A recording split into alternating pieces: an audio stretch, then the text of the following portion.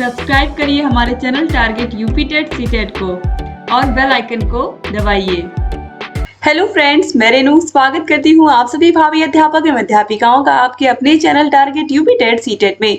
दोस्तों, आज की इस क्लास में हम आपके डिलेट 4th सेमेस्टर के यहाँ पर सामाजिक अध्ययन विषय का यहाँ पर सारा का सारा सोल्यूशन देखने वाले हैं। वस्तुनिष्ठ प्रश्न, अति लघु उत्तरीय प्रश्न और लघु उत्तरीय प्रश्न सभी के आंसर्स को यहाँ पर हम देखेंगे। तो चलिए स्टार्ट करते हैं। सबसे पहले हम वस्तुनिष्ठ प्रश्नों को हल करना। देखिए, क्वेश्चन नंबर 1 है, आत्माराम पांडुरंग ने किसकी स्थापना की थी? और यहाँ पर जितने प्रश्न आप देख रहे हो इसमें से 10 प्रश्न ऐसे हैं जो आप लोगों को मैंने कल करवाया था सुपर फास्ट रिवीजन वाले क्लास में। तो आप समझ सकते हो कि कितना इंपॉर्टेंट था। सारे के सारे पिछले ईयर्स के पूछे हुए प्रश्न ही पूछे हैं आपके एग्जाम में। तो आत्माराम पांडुरंग ने किसकी स्थापना की थी? प्रार्थना समाज की स्थापना की थी। तो आत्माराम पांडुरंग ने किसकी स्थापना की थी? प्रार्थना समाज की। क्वेश्चन नंबर 2 है, दिल्ली चलो का नारा किसने दिया था? तो दिल्ली चलो का नारा सुभाष चंद्र बोस ने दिया था, आप सभी लोगों को पता है। आगे बढ़ते हैं क्वेश्चन नंबर 3 पर, स्वराज मेरा जन्म सिद्ध अधिकार है, ये किसने कहा था? तो ये बाल गंगाधर तिलक का बहुत ही प्रसिद्ध कथन है। ठीक है, ये इन्होंने नारा दिया था। क्वेश्चन नंबर 4 पे आते हैं, 1950 से पूर्व होलकर राज्य की राजधानी थी। आगरा, ग्वालियर, इंदौर या मैसूर? तो राइट आंसर इसमें है इंदौर, ऑप्शन 3 सही हो जाएगा। क्वेश्चन नंबर 5 पे आते हैं, टाटा नगर के नाम से प्रसिद्ध है। कितना आसान सा प्रश्न है। टाटा नगर के नाम से इसमें से कौन सा प्रसिद्ध है? तो जमशेदपुर जो है, जिसे हम टाटा नगर के नाम से जानते हैं, जमशेदपुर को। स्टील प्लांट है यहाँ पर। क्वेश्चन नंबर 6 है, नरौरा प्रसिद्ध है। नरौरा में क्या है? परमाणु ऊर्जा केंद्र है। तो आप देखिए परमाणु, ये ऑप्शन 3 में दिया हुआ है, ऑप्शन 3 सही हो जाएगा और ये उत्तर प्रदेश में ही है। क्वेश्चन नंबर 7 है, भृगु मंदिर किस जिले में है? बस्ती में, गोंडा में, मिर्जापुर में या बलिया में? तो जो भृगु मंदिर है ये बलिया में है, ऑप्शन 4 जो है ये राइट आंसर हो जाएगा। अब क्वेश्चन नंबर 8 पे आते हैं, देवा शरीफ मेला किस जिले में स्थित है? देवा शरीफ किस जिले में स्थित है? सहारनपुर, बाराबंकी, बहराइच या लखनऊ? दोस्तों, ये है बाराबंकी जिले में, उत्तर प्रदेश के बाराबंकी में, ऑप्शन 2 सही होगा। क्वेश्चन नंबर 9 है, चौरी चौरा कांड कहाँ हुआ था? तो चौरी चौरा कांड गोरखपुर में हुआ था, आपको पता है, 5 फरवरी 1922 को। क्वेश्चन नंबर 10 पे आते हैं, भारतीय राष्ट्रीय कांग्रेस के प्रथम अध्यक्ष, ये कल मैंने आप लोगों को पढ़ाया भी था जब मैंने सुपर फास्ट रिवीजन करवाया था। तो भारतीय राष्ट्रीय कांग्रेस के प्रथम अध्यक्ष व्योमेश चंद्र बनर्जी हैं। ये पहले ही 3 बार एग्जाम में पूछा जा चुका है ये प्रश्न। क्वेश्चन नंबर 11 है, फॉरवर्ड ब्लॉक का गठन, ये प्रश्न भी आपको मैंने करवाया था। किसने करवाया था गठन? सुभाष चंद्र बोस जी ने।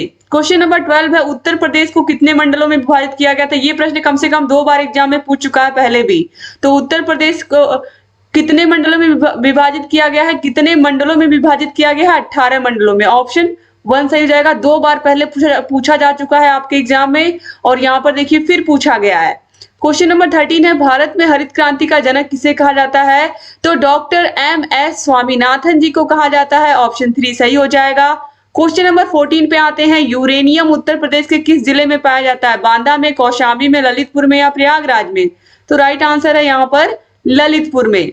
अब क्वेश्चन नंबर 15 पे आते हैं, बुक्सा जनजाति उत्तर प्रदेश के किस जिले में निवास करती है? बुक्सा जनजाति की बात यहाँ पर की गई है, आगरा, अलीगढ़, बिजनौर या हरदोई?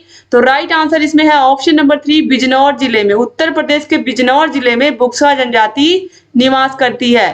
तो ये टोटल 15 क्वेश्चन में से आपने कितने क्वेश्चन सही किए जरूर कमेंट करिएगा। अब चलिए यहाँ पर हम जल्दी जल्दी अति लघु उत्तरीय प्रश्नों को भी देख लेते हैं। तो क्वेश्चन नंबर 16 है, यहाँ पर 1857 की क्रांति की शुरुआत कहाँ से हुई थी?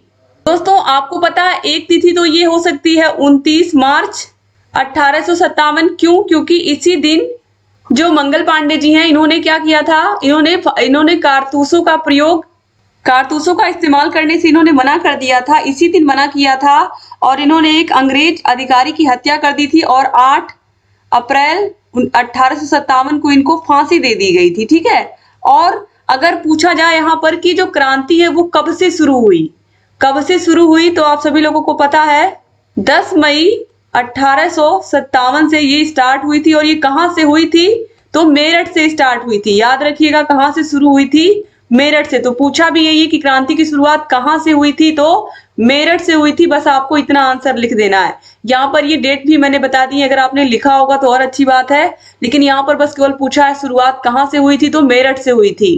क्वेश्चन नंबर 17 पे आते हैं, वेदों की ओर लौटो का नारा किसने दिया था? तो ये नारा दिया था स्वामी दयानंद सरस्वती जी ने। किसने दिया था? स्वामी दयानंद सरस्वती जी ने दिया था। आगे बढ़ते हैं हम लोग। अगला क्वेश्चन है जलियांवाला बाग हत्याकांड। जलियांवाला बाग हत्याकांड कब और कहां हुआ था? तो जलियांवाला बाग हत्याकांड जो है दोस्तों, ये हुआ था 13 अप्रैल 1919 को। कहां पे हुआ था? अमृतसर में। कहां पर हुआ था? अमृतसर में। ठीक है, 13 अप्रैल 1919। आगे बढ़ते हैं क्वेश्चन नंबर 19 पर। गांधी जी ने असहयोग आंदोलन किस वर्ष प्रारंभ किया था? तो इन्होंने ये जो आंदोलन है असहयोग आंदोलन गांधी जी ने ये शुरू किया था 1920 में। 1 अगस्त 1920 को शुरू किया था गांधी जी ने असहयोग आंदोलन। तो 1 अगस्त 1920 हो गया। अब देखिए इसके बाद क्वेश्चन नंबर 20 है भारत छोड़ो आंदोलन का आरंभ कहां से हुआ था? तो कहां से हुआ था? तो मुंबई से हुआ था। और कब हुआ था ये भी अगर आपने लिखा होगा तो और अच्छी बात है, लेकिन यहाँ पर बस पूछा है कहां से हुआ था, तो मुंबई से इसकी शुरुआत हुई थी। मुंबई के गोवालिया टैंक मैदान से। मुंबई के गोवालिया टैंक मैदान से, याद रखिएगा। 9 अगस्त 1942 को गोवालिया टैंक मैदान, 9 अगस्त 1942 से। आगे बढ़ते हैं क्वेश्चन नंबर 21 है उत्तर प्रदेश में लोकसभा राज्यसभा की सीटें कितनी हैं? तो लोकसभा की टोटल 80 सीटें हैं और राज्यसभा की 31 सीटें हैं।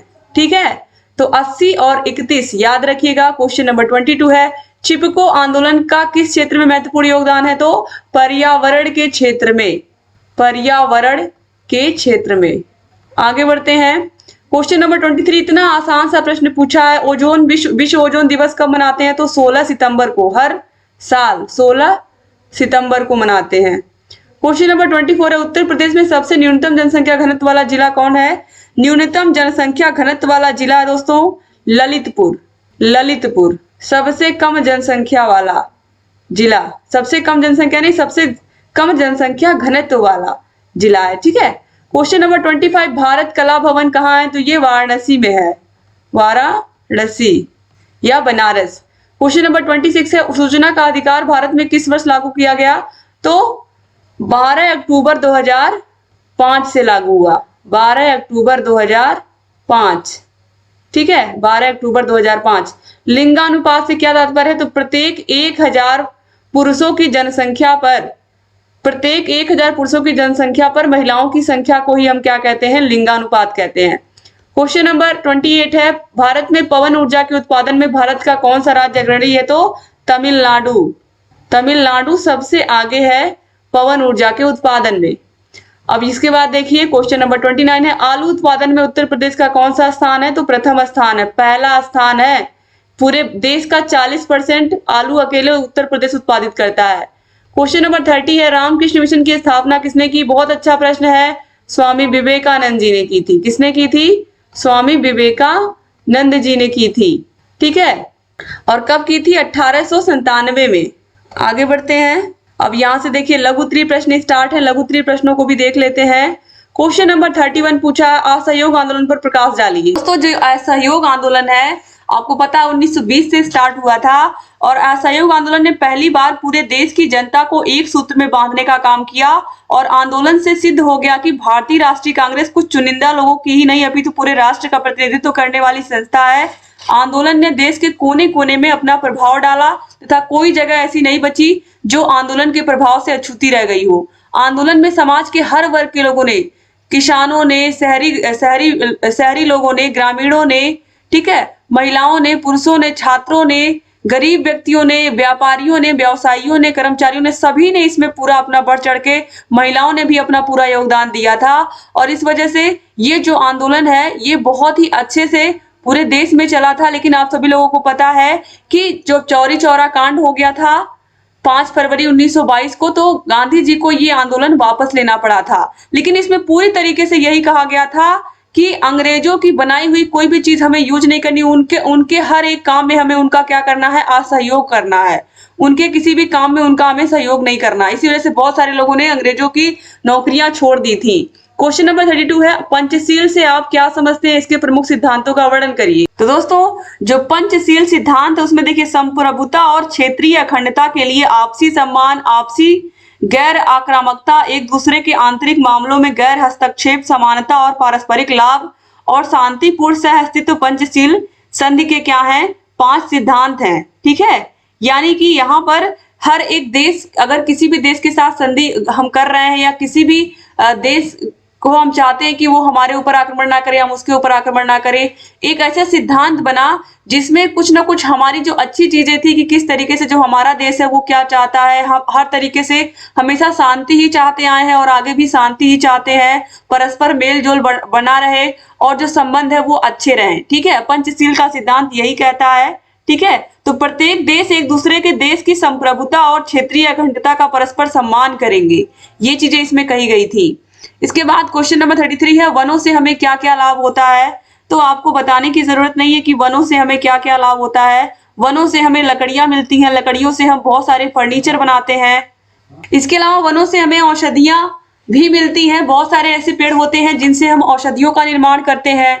ठीक है, कागज, बेत के डंडे, फर्नीचर तथा बेंत, बांस आदि घासों एवं कई अन्य वृक्षों की लुगदियों से जो कागज है वो बनाया जाता है। तो कागज का जो हम जिसमें लिखते हैं वो भी लकड़ियों से ही कहीं ना कहीं बनता है। ठीक है, और जो वन होते हैं वो बाढ़ों की रोकथाम में सहायता देते हैं। जल प्रवाह वनों की सघनता के कारण शिथिल हो जाता है तथा वृक्षों की जड़ें भूमि को बांधे रखती हैं, जिससे मृदा अपरदन नहीं होता है। तो वनों से हमें बहुत लाभ होता है। क्वेश्चन नंबर 34 है, मौसम से आप क्या समझते हैं। तो सामान्य शब्दों में अगर हम बात करें तो मौसम एवं जलवायु एक ही अर्थ में प्रयुक्त किए जाते हैं। मौसम का मुख्य उद्देश्य वायुमंडल में घटित होने वाली विभिन्न घटनाओं की व्याख्या करना है, अर्थात इसके अंतर्गत मौसम के विभिन्न तत्वों का वैज्ञानिक विश्लेषण किया जाता है। मौसम द्वारा मौसम विज्ञान की संरचना की जाती है। ठीक है, तो किसी स्थान की अल्पकालीन वायुमंडलीय दशाओं को ही हम क्या कहते हैं, मौसम कहते हैं, और किसी स्थान की दीर्घकालिक मौसमी दशाओं को ही हम क्या कहते हैं, जलवायु कहते हैं। तो किसी स्थान की अल्पकालिक वायुमंडलीय दशाओं को हम मौसम कहते हैं। याद रखिएगा, मौसम के तत्वों में पवन है, वायुदाब है, वायु का तापमान, सौर विकिरण, आर्द्रता, वर्षा, ये सभी आ जाते हैं। अब क्वेश्चन नंबर 35 है, राष्ट्रीय उद्यान और अभ्यारण्य में क्या अंतर है। दोस्तों, जो अभ्यारण्य होते हैं इनमें जो शिकार होता है वो बिना किसी की अनुमति के क्या होता है, निषिद्ध होता है। यानी कि अगर आपको शिकार करना है या कोई चीज करनी है तो उसके लिए आपको अनुमति लेनी पड़ती है। और जो राष्ट्रीय उद्यान होते हैं इसमें किसी भी प्रकार से, ठीक है, जो शिकार होता है और हम इसमें जो चराई होती है वो पूरी तरीके से क्या होती है, निषिद्ध होती है। यानी कि किसी को इसमें शिकार करने की आजादी नहीं होती है। ठीक है, ये पूरी तरीके से इसमें बैन होता है, जबकि अभ्यारण्य में आप अनुमति लेकर के ये काम कर सकते हैं। तो इस तरीके से हम कह सकते हैं कि जो जानवर राष्ट्रीय उद्यान में होते हैं वो ज्यादा सुरक्षित होते हैं, जबकि अभ्यारण्य में यहाँ पर क्योंकि मानवीय गतिविधियां ज्यादा होती हैं तो इस वजह से यहाँ पे थोड़ा कम सुरक्षित होते हैं। ठीक है, क्योंकि यहाँ पर आसानी से मानवीय गतिविधियों की आजादी दे दी जाती है। आगे बढ़ते हैं, क्वेश्चन नंबर 36 है, पर्यावरण प्रदूषण किसे कहते हैं और यह कितने प्रकार का होता है। दोस्तों, मानवीय गतिविधियों के कारण पर्यावरण में किसी भी प्रकार की अवांछित गतिविधि या अवांछित सामग्री को शामिल करना जिससे जो पर्यावरण है वो दूषित हो। यानी कि मानवीय गतिविधियों के कारण ही हमारा जो पर्यावरण है वो दूषित होता है। ठीक है, तो अब कितने प्रकार से दूषित होता है, तो यहाँ पर पर्यावरण के प्रदूषणों की बात हम कर, पर्यावरण प्रदूषण के प्रकारों की बात अगर हम कर लें तो इसमें आ जाएगा वायु प्रदूषण। वायु प्रदूषण से आपको पता ही है कि जो हमारी वायु है वो प्रदूषित होती है। और इसके बाद आता है जल प्रदूषण, जिससे हमारा जो जल है वो प्रदूषित होता है, इसमें विभिन्न प्रकार के तत्व मिल जाते हैं। इसके अलावा मृदा प्रदूषण होता है, जिससे हमारी मिट्टी प्रदूषित होती है। अलग अलग प्रकार के जैविक खादों का प्रयोग हम करते हैं, रासायनिक खादों का प्रयोग करते हैं, जो कि हमारी मिट्टी के लिए अच्छा नहीं होता है। तो ये, इसके अलावा ध्वनि प्रदूषण भी होता है। आजकल ध्वनि प्रदूषण भी बहुत बड़ा कारण हो गया है प्रदूषण का। तो ये सभी प्रदूषण के कारण है। क्वेश्चन नंबर 37 पे आते हैं, विविधता में एकता का क्या अभिप्राय। बहुत ही आसान सा प्रश्न था। आप सभी को पता है कि हमारा जो देश भारत है इसमें सभी धर्मों के लोग रहते हैं। भारत में सभी धर्मों के लोग रहते हैं। हिंदू, मुस्लिम, सिख, ईसाई सभी धर्मों के लोग रहते हैं और सभी धर्मों के लोग मिलजुल करके रहते हैं। सभी त्योहारों को मनाते हैं, सभी लोग एक दूसरे के त्योहारों को भी मनाते हैं और धूमधाम से रहते हैं और एक दूसरे का सहयोग करते हैं, मित्रता की भावना से रहते हैं। तो ये क्या है, विविधता में एकता ही तो है। यानी कि इतनी सारी विविधता के बावजूद भी हमें क्या है, एकता। हमारी भाषाएं अलग है, हमारे पहनावे अलग है, हमारे बोल चाल रहन सहन सब अलग है, लेकिन फिर भी हम एक होकर के रहते हैं।